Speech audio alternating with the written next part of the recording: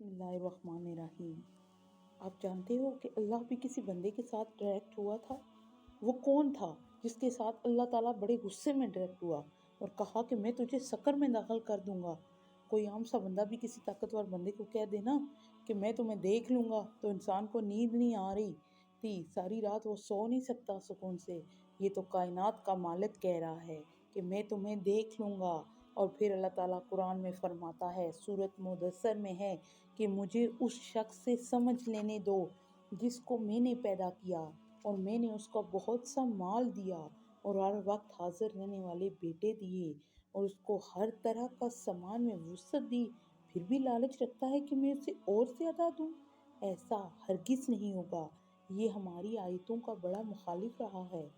मैं इसे एक बड़ी चढ़ाई चढ़ाऊंगा। उसने गौर व फिक्र किया और फिर एक बात ठहरा ली कि ये मारा जाए। उसने कैसी तजवीज़ की, फिर ये मारा जाए। उसने ये कैसी तजवीज़ की, फिर उसने निगाह की, फिर तेवड़ी चढ़ाई और मुंह बिगाड़ा और फिर पीठ फेर कर चला और तकब्बुर किया। फिर कहने लगा, ये तो जादू है जो पहले लोगों से बराबर होता आया है। और फिर बोला, ये अल्लाह का कलाम नहीं बल्कि बशर का कलाम है। मैं अनकरीब उसको सकर दोज़ख में दाखिल कर दूंगा। साजिशें तो बहुत की, वो सारे इकट्ठे भी बहुत हुए। वो कह रहे थे खुद के अरब के सारे सरदार। और वो जो शख्स था वो कौन था जिसे अल्लाह ताला ने कहा कि मैं तुझे सकर में दाखिल कर दूंगा? वो था वलीद बिन मुगीरा। कि कहने लगा कि सारे अरब को इकट्ठा करके, सारे बड़े सरदारों को, कि हज का ज़माना आ रहा है, लोग पूछेंगे रसूल सल्लल्लाहु अलैहि वसल्लम के बारे में कि ये कौन है, तो हम क्या बताएंगे।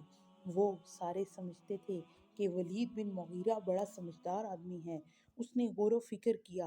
वो सारे बताते गए कि हम ये कहेंगे महाज़ल्लाह सुम्मा महाज़ल्लाह कि ये कान है। वलीद बोला कि नहीं, वो कान नहीं है। फिर एक और बंदा बोला कि वो जादूगर हैं। फिर वलीद सोचकर बोला कि नहीं, वो जादूगर नहीं है, जादूगर ऐसे नहीं होते और लोग बेवकूफ़ कोई नहीं होते, उनको फ़ौरन पता चल जाएगा।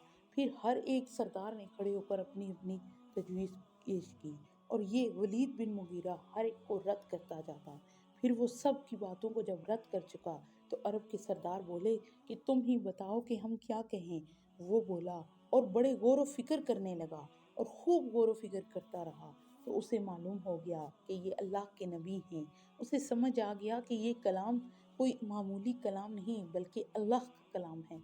जब उसे पता चल गया तब उसके बाद भी उसने साजिश की। तो फिर अल्लाह ताला ही फरमाता है कि तुमने एक बात ठहराई, वो भी खूब गौर व फिक्र करने के बाद। यानी अल्लाह ताला फरमाता है कि गौर व फिक्र करने के बाद जब कोई शख्स कोई बात कहता है तो उस बात की माफ़ी नहीं होती, क्योंकि तब तक आप हक पर पहुंच चुके होते हो।